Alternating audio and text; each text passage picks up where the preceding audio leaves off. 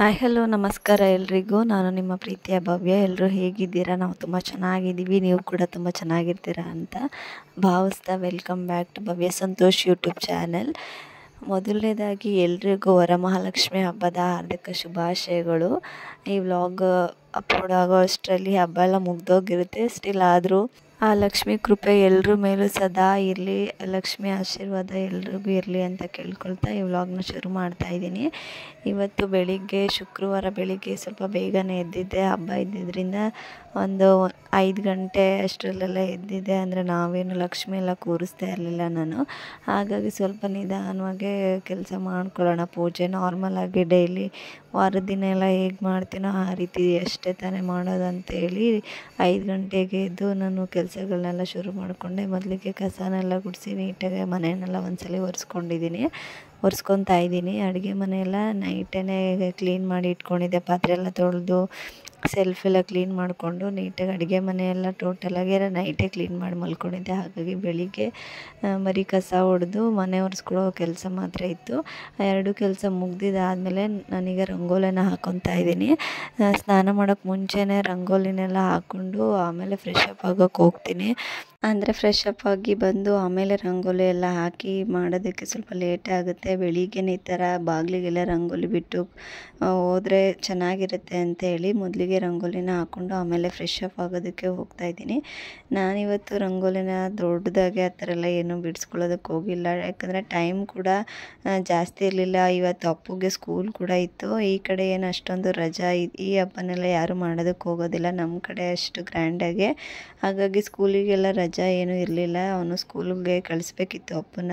ಹಾಗಾಗಿ ಎಲ್ಲ ಪೂಜೆ ಕೆಲಸ ಅವ್ನು ಸ್ಕೂಲ್ಗೆ ಹೋಗೋಷ್ಟ್ರೊಳಗಡೆ ಪೂಜೆ ಕೆಲಸ ಎಲ್ಲ ಮುಗಿಸ್ಕೊಬಿಡೋಣ ಅಂತ ಹೇಳಿ ಬೇಗನೆ ಮಾಡ್ಕೊತಾ ಇದ್ದೆ. ಹಾಗಾಗಿ ಚಿಕ್ಕದಾಗೇ ಲಕ್ಷ್ಮಿಗೆ ಪ್ರಿಯವಾದಂಥ ಅಷ್ಟದಳ ಕಮಲದ ರಂಗೋಲಿನ ಹಾಕ್ಕೊಂಡಿದ್ದೆ.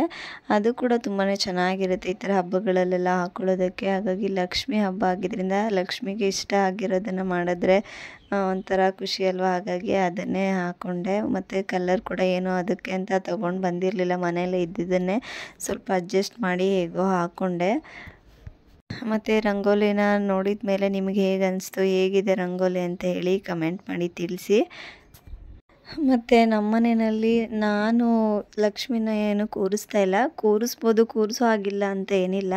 ಆದರೆ ಲಕ್ಷ್ಮಿನ ಕೂರಿಸೋಕ್ಕಿಂತ ಮುಂಚೆ ಅದ್ರ ಬಗ್ಗೆ ತಿಳುವಳಿಕೆ ಇರಬೇಕು. ಸ್ವಲ್ಪ ಹೇಗೆ ಏನು ಅಂತ ಸ್ವಲ್ಪ ಗೊತ್ತಿರಬೇಕು. ಮತ್ತು ನಮ್ಮ ಅಮ್ಮನ ಮನೇಲಾಗಲಿ ಅತ್ತೆ ಮನೇಲಾಗಲಿ ಇದುವರೆಗೂ ಕೂರಿಸಿಲ್ಲ ಲಕ್ಷ್ಮಿನ. ಕೂರಿಸಿದ್ರೆ ನನಗೂ ಸ್ವಲ್ಪ ಗೊತ್ತಾಗ್ತಿತ್ತು ಹೇಗೆ ಮಾಡೋದು ಏನು ಅಂತ ಹೇಳಿ.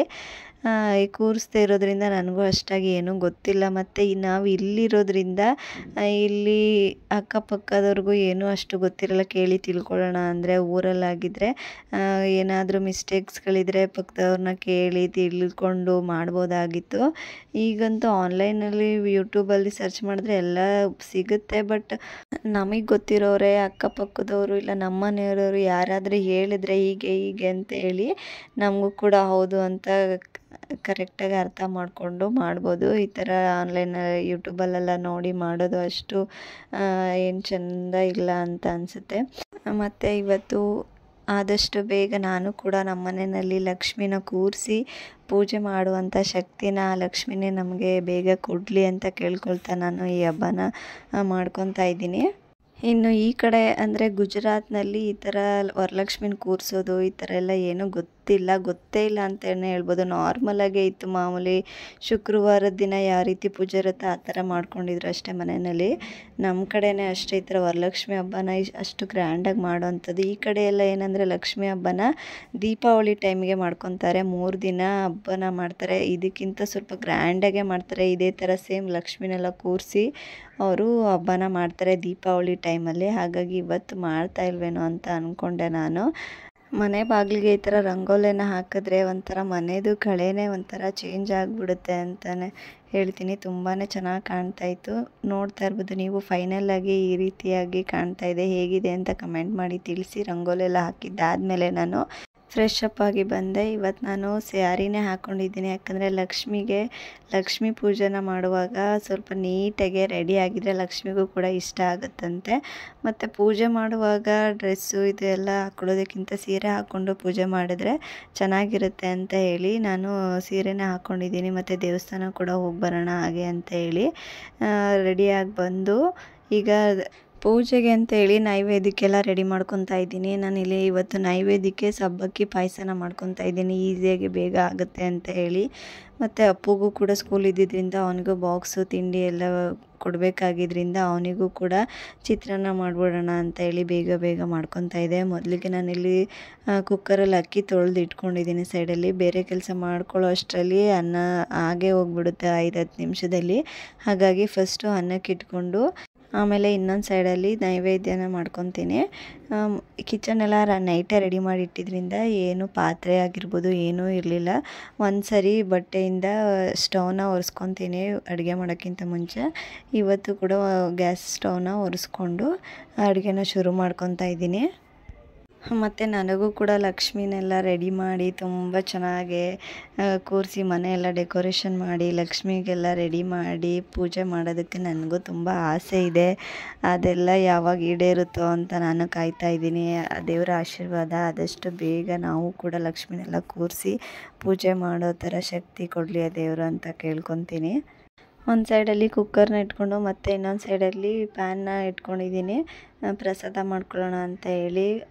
ಪ್ಯಾನಿಗೆ ಸ್ವಲ್ಪ ತುಪ್ಪನ ಹಾಕ್ಕೊಂಡಿದ್ದೀನಿ ಡ್ರೈ ಫ್ರೂಟ್ಸ್ನ ಫ್ರೈ ಮಾಡ್ಕೊಳ್ಳೋದಕ್ಕೆ ಅಂತ ಹೇಳಿ. ಸ್ವಲ್ಪ ಬಾದಾಮಿ ಹಾಗೆ ದ್ರಾಕ್ಷಿ ಮತ್ತು ಗೋಡಂಬಿನ ತುಪ್ಪದಲ್ಲಿ ಫ್ರೈ ಮಾಡಿಕೊಂಡು ಎತ್ತಿಟ್ಕೊತಾ ಇದ್ದೀನಿ. ಸ್ವಲ್ಪ ಗೋಲ್ಡನ್ ಕಲರ್ ಬರೋವರೆಗೂ ಫ್ರೈ ಮಾಡಿಕೊಂಡ್ರೆ ಸಾಕಾಗುತ್ತೆ, ಜಾಸ್ತಿ ರೋಸ್ಟ್ ಮಾಡೋದೆಲ್ಲ ಏನೂ ಬೇಡ. ಸ್ವಲ್ಪ ಕಲರ್ ಚೇಂಜ್ ಆದರೆ ಸಾಕು. ಸೈಡಿಗೆ ಎತ್ತಿಟ್ಕೊಂಡು ನಾನು ಎದ್ದಿದ ತಕ್ಷಣವೇ ಸಬ್ಬಕ್ಕಿನ ನೆನೆಯೋದಕ್ಕೆ ಇಟ್ಕೊಂಡಿದ್ದೆ. 1 ಅವರ್ ಮೇಲಾಗಿತ್ತು. 1 ಅವರ್ ನೆನೆಸಿದ್ರೆ ಸಾಕಾಗುತ್ತೆ. ನೆನೆಸಿರೋ ಅಂಥ ಸಬ್ಬಕ್ಕಿನ ಅದೇ ತುಪ್ಪದಲ್ಲಿ ಹಾಕ್ಕೊಂಡು ಈ ಥರ ಚೆನ್ನಾಗಿ 1 ನಿಮಿಷ 2 ನಿಮಿಷ ಫ್ರೈ ಮಾಡಿಕೊಂಡೆ. ಈ ಥರ ತುಪ್ಪದಲ್ಲಿ ಉರಿಯೋದ್ರಿಂದ ಬೇಗನೆ ಬೆಂದ್ಕೊಳ್ಳುತ್ತೆ ಸಬ್ಬಕ್ಕಿ. ಬೆಂದಿದ್ದಾದಮೇಲೆ ಸಬ್ಬಕ್ಕಿಗೆ 1 ಗ್ಲಾಸ್ ನೀರನ್ನ ಹಾಕ್ಕೊಂಡು ಇನ್ನೊಂದು ಸ್ವಲ್ಪ ಚೆನ್ನಾಗಿ ಬೇಯಿಸ್ಕೊಂಡೆ ನೀರಲ್ಲಿ. ಅದು ಕಲರ್ ಟ್ರಾನ್ಸ್ಫರ್ ಆಗೋವರೆಗೂ ಬೇಯಿಸ್ಕೊಂಡು ಅದಕ್ಕೆ ಕಾಯ್ದಿರೋ ಅಂಥ ಹಾಲನ್ನ ಸೇರಿಸಿ ಎಷ್ಟು ಬೇಕೋ ಅಷ್ಟು, ಅಂದರೆ ನಿಮಗೆ ಜಾಸ್ತಿ ತಿಕ್ನೆಸ್ ಬೇಕಂದರೆ ಸ್ವಲ್ಪ ಕಮ್ಮಿ ಹಾಕ್ಕೊಂಡು, ಇಲ್ಲ ತೆಳು ಬೇಕಂದರೆ ಸ್ವಲ್ಪ ಜಾಸ್ತಿ ಹಾಲನ್ನ ಸೇರಿಸ್ಕೊಂಡ್ರೆ ಸರಿ ಹೋಗುತ್ತೆ. ಈಗ ಡ್ರೈ ಫ್ರೂಟ್ಸ್ನ ಹಾಕ್ಕೊತಾ ಇದ್ದೀನಿ.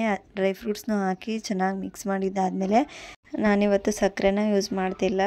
ಸಬ್ಬಕ್ಕಿ ಪಾಯಸಕ್ಕೆ ಮನೆಯಲ್ಲಿ ಕಂಡೆನ್ಸ್ ಮಿಲ್ಕ್ ಇತ್ತು, ಹಾಗಾಗಿ ಅದನ್ನೇ ಹಾಕ್ಕೊಂಡು ಮಾಡ್ತಾಯಿದ್ದೀನಿ. ಕಂಡೆನ್ಸ್ ಮಿಲ್ಕ್ನ ಹಾಕಿದ್ಮೇಲೆ ಅದಕ್ಕೆ ಸಕ್ಕರೆನ ಹಾಕೋ ಅವಶ್ಯಕತೆ ಇರೋದಿಲ್ಲ, ಅದರಲ್ಲೇ ತುಂಬ ಸ್ವೀಟ್ ಇರುತ್ತೆ. ಇದನ್ನು ಹಾಕಿಲ್ಲ ಅಂದರೆ ಸಕ್ಕರೆನ ಹಾಕ್ಕೊಂಡು ಮಾಡ್ಕೋಬೋದು. ಹಾಗಾಗಿ ನಾನು ಇದನ್ನೇ ಹಾಕ್ಕೊತಾ ಇದ್ದೀನಿ. ಸಕ್ಕರೆ ಅಥವಾ ಸ್ವೀಟ್ ಬೇರೆ ಥರ ಏನೂ ಹಾಕಿಲ್ಲ. ಹಾಗಾಗಿ ಇದನ್ನೇ ಹಾಕ್ಕೊಂಡು ತುಂಬಾ ಚೆನ್ನಾಗಿತ್ತು. ಟೇಸ್ಟ್ ಕೂಡ ಈ ಥರ ಕಂಡೆನ್ಸ್ ಮಿಲ್ಕ್ ಹಾಕಿ ಮಾಡಿದ್ರಿಂದ ತುಂಬ ತಿಕ್ಕಾಗಿ ಆರಿದ ಮೇಲೂ ಕೂಡ ಇದು ಗಟ್ಟಿ ಆ ಥರ ಏನೂ ಆಗಿಲ್ಲ. ಈಗ ಯಾವ ಥರ ಕನ್ಸಿಸ್ಟೆನ್ಸಿಲಿದೆಯೋ ಅದೇ ರೀತಿಯಾಗಿತ್ತು. ತಣ್ಣಗಾದ್ಮೇಲೂ ಕೂಡ ಟೇಸ್ಟ್ ಕೂಡ ತುಂಬಾ ಚೆನ್ನಾಗಿತ್ತು. ಪಾಯಸ ರೆಡಿ ಆಯಿತು. ರೆಡಿ ಆಗಿದ ಕೂಡಲೇ ಸೈಡಲ್ಲಿ ಅನ್ನ ಕೂಡ ಆಗಿತ್ತು. ಮತ್ತು ಇಲ್ಲಿ ಚಿತ್ರಾನ್ನ ಗೊಜ್ಜನ್ನ ಮಾಡ್ಕೊತಾ ಇದ್ದೀನಿ. ಇಷ್ಟೆಲ್ಲ ರೆಡಿ ಮಾಡಿದ್ದಾದಮೇಲೆ ಈಗ ದೇವ್ರಿಗೂ ಕೂಡ ರೆಡಿ ಮಾಡಿಬಿಡೋಣ. ಮಕ್ಕಳು ಎದ್ದೇಳೋ ಅಷ್ಟರಲ್ಲಿ ಬೇಗ ಪೂಜೆಗೆಲ್ಲ ರೆಡಿ ಮಾಡಿ ಇಟ್ಬಿಟ್ರೆ ಆಮೇಲೆ ಅವ್ರಿಗೂ ಸ್ನಾನ ಮಾಡಿಸಿ ರೆಡಿ ಮಾಡೋದಕ್ಕೆ ಸರಿ ಹೋಗುತ್ತೆ ಅಂತ ಹೇಳಿ ರೆಡಿ ಮಾಡ್ತಿದ್ದೆ. ಅಷ್ಟರಲ್ಲಾಗಲೇ ನನ್ನ ಮಗ ಎದ್ದು ಬಂದ ನೋಡಿ. ಅವನಿಗೆ ಬೆಳಿಗ್ಗೆ ಎದ್ದ ತಕ್ಷಣ ಫೋಟೋ ಹತ್ರ ಬಂದು ಕೈ ಮುಗಿಯೋ ಅಭ್ಯಾಸ ಇರೋದ್ರಿಂದ ಎದ್ದಿದ ತಕ್ಷಣ ಸೀದಾ ದೇವ್ರ ಫೋಟೋ ಮುಂದೆನೇ ಬಂದ. ಅಮ್ಮ ಏನು ಇವತ್ತು ಇಷ್ಟೊಂದೆಲ್ಲ ರೆಡಿ ಆಗಿದೆಯಾ, ಏನಕ್ಕೆ ಎಲ್ಲಿ ಹೋಯ್ತೀಯ ಅಮ್ಮ ಅಂತ ಕೇಳ್ತಾ ಇದ್ದ. ಇಲ್ಲ ಕಣಪ್ಪು ಎಲ್ಲೂ ಹೋಗ್ತಾಯಿಲ್ಲ, ಇವತ್ತು ಹಬ್ಬ ಐತೆ ಅದಕ್ಕೋಸ್ಕರ ಬೇಗ ಬ್ರಷ್ ಮಾಡೋಗು, ನಿನಗೂ ಸ್ನಾನ ಮಾಡಿಸಿ ಹೊಸ ಬಟ್ಟೆ ಎಲ್ಲ ಹಾಕ್ಕೊಡ್ತೀನಿ ಅಂತ ಹೇಳಿ ಕಳಿಸ್ದೆ. ಅವನು ಬ್ರಷ್ ಮಾಡ್ತಾಯಿದ್ದ. ಅಷ್ಟರಲ್ಲಿ ನಾನು ಹೂವು ಎಲ್ಲ ಮುಡಿಸಿ ಫೋಟೋಗೆಲ್ಲ ರೆಡಿ ಮಾಡಿಬಿಟ್ಟು ಚೆರಿನೂ ಎದ್ದಿರಲಿಲ್ಲ, ಹಾಗಾಗಿ ಅವಳನ್ನೂ ಎಬ್ಬಿಸಿ ಇಬ್ಬರಿಗೂ ಸ್ನಾನ ಎಲ್ಲ ಮಾಡಿಸಿ ರೆಡಿ ಮಾಡಿದೆ. ಇನ್ನು ನನ್ನ ಹಸ್ಬೆಂಡು ಕೂಡ ಜಿಮ್ಗೆ ಹೋಗಿದ್ರು, ಇನ್ನೂ ಬಂದಿರಲಿಲ್ಲ. ಅವ್ರು ಬರೋದ್ರೊಳಗೆ ಮಕ್ಕಳಿಗೆಲ್ಲ ಸ್ನಾನ ಮಾಡಿಸಿ ರೆಡಿ ಮಾಡ್ತಿದ್ದೆ. ಆವಾಗ ಬಂದರು. ಅವರು ಕೂಡ ಬೇಗ ಬಂದ ತಕ್ಷಣವೇ ಫ್ರೆಶ್ ಅಪ್ ಆಗೋದಕ್ಕೆ ಹೋದರು. ಇನ್ನು ನಾನು ದೇವ್ರ ಫೋಟೋ ಮುಂದೆ ಕಳಶ ಕೂಡ ಇಟ್ಟಿಲ್ಲ, ಯಾಕಂದರೆ ಅಷ್ಟು ಸ್ಪೇಸೇ ಇಲ್ಲ, ಇಲ್ಲಿ ಜಾಗನೇ ಇಲ್ಲ. ನಮ್ಮ ಥರ ದೇವ್ರ ಮನೆ, ದೇವ್ರಿಗೆ ಸಪ್ರೇಟ್ ಜಾಗ ಆ ಥರ ಏನೂ ಮಾಡೋದಿಲ್ಲ ಈ ಕಡೆ ಇರೋ ಮನೆಗಳಲ್ಲಿ. ಎಷ್ಟು ಮನೆ ನೋಡಿದ್ದೀನಿ, ಯಾವ ಮನೆಯಲ್ಲೂ ದೇವ್ರ ಮನೆ ಆ ಥರ ಸಪ್ರೇಟ್ ಜಾಗ ಏನೂ ಇರಲ್ಲ. ನಮಗೆ ಹೇಗೆ ಬೇಕೋ ಹಾಗೆ ಎಲ್ಲಿ ಬೇಕೋ ಅಲ್ಲಿ ಈ ಥರ ಒಂದು ದೇವ್ರ ಗೂಡನ್ನ ತಂದು ಪೂಜೆ ಮಾಡ್ಕೋಬೇಕಷ್ಟೇ. ನಾವು ಕೂಡ ತೊಗೊಂಡ್ವಿ ದೇವ್ರ ಗೂಡು, ಆದರೆ ಕಲಶ ಇಡೋ ಥರ ಜಾಗನೇ ಇಲ್ಲ, ಸ್ವಲ್ಪ ಸ್ಪೇಸ್ ಇದೆ ಅಷ್ಟೇ, ಅಷ್ಟರಲ್ಲಿ ಇಡೋದಕ್ಕಾಗಲ್ಲ. ಮನೆಯಲ್ಲಿ ಮಕ್ಕಳಿರೋದ್ರಿಂದ ಸ್ವಲ್ಪ ಆಟಾಡುವಾಗ ಹೆಚ್ಚು ಕಮ್ಮಿ ಆದರೆ ಯಾಕೆ ಮನೆಯಲ್ಲಿ ಆ ಥರ ಬೀಳಿಸೋದೆಲ್ಲ ಬೇಡ ಅಂತೇಳಿ ಇಟ್ಟಿಲ್ಲ, ಈ ಥರ ದೀಪನೇ ಹಚ್ಕೊತೀವಿ ಅಷ್ಟೇ. ಮತ್ತು ಇವತ್ತು ನಾನು ದೇವ್ರ ನೈವೇದ್ಯಕ್ಕೆ ಆಗಲೇ ಹೇಳ್ದಂಗೆ ಸಬ್ಬಕ್ಕಿ ಪಾಯಸ ಮತ್ತು ಸ್ವಲ್ಪ ಡ್ರೈ ಫ್ರೂಟ್ಸ್ಗಳು ಮತ್ತು ಬಾಳೆಹಣ್ಣು ಪ್ರಸಾದ ಚೆರುಪ್ ಅಂತ ಹೇಳ್ತಾರೆ, ಅದನ್ನು ಸ್ವಲ್ಪ ಮಾಡಿದ್ದೆ. ಮತ್ತು ಚಿತ್ರಾನ್ನ ರೆಡಿ ಆಗಿತ್ತಲ್ಲ ಅದನ್ನು ಕೂಡ ಸ್ವಲ್ಪ ಇಟ್ಟಿದ್ದೆ. ಈ ಥರ ಎಲ್ಲ ಇಟ್ಕೊಂಡು ಪೂಜೆನ ಮಾಡಿದ್ವಿ. ಪೂಜೆ ಮಾಡಿ ಹಾಗೆ ಅಪ್ಪನೂ ಕೂಡ ಸ್ಕೂಲಿಗೆ ಬಿಟ್ಟು ಅಲ್ಲೇ ಪಕ್ಕದಲ್ಲೇ ನಾವು ದೇವಸ್ಥಾನ ಕೂಡ ಬಂದಿದ್ವಿ. ದೇವಸ್ಥಾನದಲ್ಲಿ ಪೂಜೆ ಎಲ್ಲ ಮುಗಿಸ್ಕೊಂಡು ಬಂದ್ವಿ. ಹೇಳಿದ್ನಲ್ಲ ಆಗಲೇ, ಈ ಕಡೆ ಎಲ್ಲ ವರಲಕ್ಷ್ಮಿ ಹಬ್ಬ ಆ ಥರ ಏನೂ ಇದೇ ಇರಲಿಲ್ಲ. ದೇವಸ್ಥಾನದಲ್ಲಿ ಮಾಮೂಲಿ ವಾರ ಶುಕ್ರವಾರ ದಿನ ನಾರ್ಮಲಾಗಿ ಇರೋ ಥರ ಒಂದು ಸ್ವಲ್ಪ ಜನ ಇದ್ದರು ಅಷ್ಟೇ. ದೇವಸ್ಥಾನದಲ್ಲಿ ಜಾಸ್ತಿ ಜನ ಕೂಡ ಏನೂ ಇರಲಿಲ್ಲ. ನಾವು ಕೂಡ ಸರಿ ಅಂತೇಳಿ ಪೂಜೆ ಎಲ್ಲ ಮುಗಿಸ್ಕೊಂಡು ಬಂದ್ವಿ ಮನೆಗೆ. ಇನ್ನು ಅಪ್ಪು ಸ್ಕೂಲಿಗೆ ಹೋಗಿದ್ರಿಂದ ಚೆರಿಗೆ ಒಬ್ಳಿಗೆ ತಿಂಡಿ ಎಲ್ಲ ತಿನ್ನಿಸಿ ನಾನು ಕೂಡ ತಿಂಡಿ ಎಲ್ಲ ಮುಗಿಸ್ಕೊಂಡು ವೀಡಿಯೋ ಏನು ಕಂಟಿನ್ಯೂ ಮಾಡೋದಕ್ಕೆ ಹೋಗಿರಲಿಲ್ಲ. ನೈಟಿಂದ ವೀಡಿಯೋನ ಶುರು ಮಾಡಿಕೊಂಡೆ ನಾನು. ನೋಡ್ತಾ ಇರ್ಬೋದು ರಂಗೋಲಿ ಬೆಳಿಗ್ಗೆಲಿ ಈಗ ಯಾವ ಥರ ಕಾಣ್ತಿದೆ ಅಂತೇಳಿ ಸಿಂಪಲ್ಲಾಗಿ ಹಾಕ್ಕೊಂಡಿದೆ, ಅಷ್ಟೊಂದು ಗ್ರ್ಯಾಂಡಾಗೆಲ್ಲ ಏನೂ ಹಾಕಿರಲಿಲ್ಲ. ಹೇಗಿದೆ ಅಂತೇಳಿ ಕಮೆಂಟ್ ಮಾಡಿ ತಿಳಿಸಿ. ಮತ್ತು ವಿಡಿಯೋನ ಕಂಟಿನ್ಯೂ ಮಾಡೋದಕ್ಕೆ ಹೋಗಿರಲಿಲ್ಲ, ಸ್ವಲ್ಪ ಟಯರ್ಡ್ ಆಗಿ ಹಾಗೆ ಸ್ವಲ್ಪ ರೆಸ್ಟ್ ಮಾಡ್ತಾಯಿದ್ದೆ. ಇದು ನೈಟ್ ವಿಡಿಯೋ. ಇದು ನೈಟಲ್ಲಿ ಅಡುಗೆನ ನಾನು ಸ್ವಲ್ಪ ಸ್ಪೆಷಲಾಗಿ ಏನಾದರೂ ಮಾಡೋಣ ಅಂತೇಳಿ ವಡೆ ಮತ್ತು ಪಾಯಸನ ಮಾಡ್ಕೊತಾ ಇದ್ದೀನಿ. ಇನ್ನು ಬೆಳಿಗ್ಗೆ ತಿಂಡಿ ತಿನ್ನೋದು ಸ್ವಲ್ಪ ಲೇಟ್ ಆಗಿದ್ದರಿಂದ ಒಂದು 11-12 ಗಂಟೆ ಆಗಿತ್ತು. ಹಾಗಾಗಿ ಮಧ್ಯಾಹ್ನ ಯಾರೂ ಸರಿಯಾಗಿ ಊಟನೇ ಮಾಡಿರಲಿಲ್ಲ. ಲೇಟಾಗಿ ತಿಂಡಿ ಮಾಡಿದ್ರಿಂದ ಮಧ್ಯಾಹ್ನ ಸರಿಯಾಗಿ ಹೊಟ್ಟೆನೇ ಹಸ್ತಿರ್ಲಿಲ್ಲ. ಹಾಗಾಗಿ ಏನೂ ಸ್ಪೆಷಲಾಗಿ ಆ ಥರ ಏನೂ ಮಾಡಿರಲಿಲ್ಲ ಮಧ್ಯಾಹ್ನ. ಹಾಗಾಗಿ ನೈಟಲ್ಲಿ ನಾನು ಈ ಥರ ಸಿಂಪಲ್ಲಾಗಿ ವಡೆ ಮತ್ತು ಪಾಯಸ ಮತ್ತು ಕಾಳು ಗೊಜ್ಜು ಅಂತ ಹೇಳ್ತಾರೆ ನಮ್ಮ ಕಡೆ, ಆ ಥರ ತರಕಾರಿ ಸಾಂಬಾರು ಮತ್ತು ರೈಸ್ನ ಮಾಡ್ಕೊಂಡಿದ್ದೆ. ಈ ರೀತಿಯಾಗಿ ಸಿಂಪಲ್ಲಾಗಿ ನಮ್ಮ ಮನೇಲಿ ವರಲಕ್ಷ್ಮಿ ಹಬ್ಬನ ಮಾಡಿದ್ವಿ. ಮತ್ತು ಎಲ್ಲರೂ ಕೂಡ ಇವತ್ತು ಗ್ರ್ಯಾಂಡಾಗಿ ಲಕ್ಷ್ಮಿನೆಲ್ಲ ಕೂರಿಸಿ ಮಾಡಿರ್ತಾರೆ. ಮತ್ತು ಈ ಥರ ಸಿಂಪಲ್ಲಾಗಿ ಮಾಡಿರೋರು ಕೂಡ ಇರ್ತಾರೆ. ಕಮೆಂಟ್ ಮಾಡಿ ತಿಳಿಸಿ, ನಿಮ್ಮ ಮನೇಲಿ ನೀವು ಯಾವ ರೀತಿಯಾಗಿ ತುಂಬ ಜೋರಾಗಿ ಗ್ರ್ಯಾಂಡಾಗೆಲ್ಲ ಹಬ್ಬ ಮಾಡಿದ್ರ, ಲಕ್ಷ್ಮಿನ ಕೂರಿಸಿ ಇಲ್ಲ ಸಿಂಪಲ್ಲಾಗಿ ಹಬ್ಬ ಮಾಡಿದ್ರ, ಮತ್ತು ಹಬ್ಬದ ದಿನ ಅಡುಗೆ ಏನೇನು ಸ್ಪೆಷಲ್ ಮಾಡಿದ್ರಿ ಅಂತೇಳಿ ಕಮೆಂಟ್ ಮಾಡಿ ತಿಳಿಸಿ. ಮತ್ತು ಈ ವ್ಲಾಗ್ ಏನಾದರೂ ನಿಮಗೆ ಸ್ವಲ್ಪನಾದರೂ ಇಷ್ಟ ಆಗಿದರೆ ಪ್ಲೀಸ್ ಒಂದು ಲೈಕ್ ಮಾಡೋದನ್ನು ಮರಿಬೇಡಿ. ಮತ್ತು ಇನ್ನೂ ಯಾರಾದರೂ ನನ್ನ ಚಾನಲ್ನ ಸಬ್ಸ್ಕ್ರೈಬ್ ಮಾಡ್ಕೊಳ್ದೆ ವೀಡಿಯೋ ನೋಡ್ತಾ ಇದ್ದರೆ ಪ್ಲೀಸ್ ಬೇಗ ಹೋಗಿ ಸಬ್ಸ್ಕ್ರೈಬ್ ಮಾಡ್ಕೊಂಡು ವೀಡಿಯೋ ನೋಡಿ. ಮತ್ತು ಪಕ್ಕದಲ್ಲಿರೋ ಬೆಲ್ ಐಕನ್ ಮೇಲೆ ಕ್ಲಿಕ್ ಮಾಡಿ, ಆಗ ನಾನು ಹಾಕೋ ಎಲ್ಲ ವೀಡಿಯೋಸ್ ನೋಟಿಫಿಕೇಷನ್ ನಿಮಗೆ ಮೊದಲೇ ಬರುತ್ತೆ, ಆಗ ನೀವೇ ಮೊದಲು ವೀಡಿಯೋನ ನೋಡ್ಬೋದು. ಮತ್ತು ಇಲ್ಲಿ ನೋಡ್ತಾ ಇರ್ಬೋದು ವಡೆ ಎಷ್ಟು ಚೆನ್ನಾಗೆ ಕ್ರಿಸ್ಪಿಯಾಗಿ ಬಂದಿದೆ ಅಂಥೇಳಿ. ಟೇಸ್ಟ್ ಕೂಡ ತುಂಬಾ ಚೆನ್ನಾಗಿತ್ತು. ಇದು ಡೀಟೇಲ್ದು ವೀಡಿಯೋ ಏನಾದರೂ ರೆಸಿಪಿದು ಬೇಕಂದರೆ ಕಮೆಂಟ್ ಮೂಲಕ ತಿಳಿಸಿ, ನಾನು ರೆಸಿಪಿ ವೀಡಿಯೋನ ಮಾಡ್ಕೊಳ್ಳೋದಕ್ಕೆ ಟ್ರೈ ಮಾಡ್ತೀನಿ. ಇವತ್ತಿನ ವೀಡಿಯೋ, ಇವತ್ತಿಂದ ಹಬ್ಬ ಈ ರೀತಿಯಾಗಿತ್ತು, ಹಬ್ಬದ ಊಟ ಈ ರೀತಿಯಾಗಿತ್ತು. ಮತ್ತೆ ಸಿಗ್ತೀನಿ ಇನ್ನೊಂದು ವ್ಲಾಗ್ ಜೊತೆ, ಹೊಸ ವ್ಲಾಗ್ ಜೊತೆ ಅಂತ ಹೇಳ್ತಾ ಈ ವ್ಲಾಗ್ನ ನಾನು ಇಲ್ಲಿಗೆ ಎಂಡ್ ಮಾಡ್ತಾಯಿದ್ದೀನಿ. ಎಲ್ರಿಗೂ ಆ ದೇವರು ಆ ಲಕ್ಷ್ಮಿ ಎಲ್ಲರೂ ಮನೇಲೂ ಬರಲಿ, ಎಲ್ಲರೂ ಮನೆಗೂ ಬರಲಿ ಅಂತ ಕೇಳ್ಕೊತ ಸರ್ವೇ ಜನೋ ಸುಖಿನೋ ಭವತು.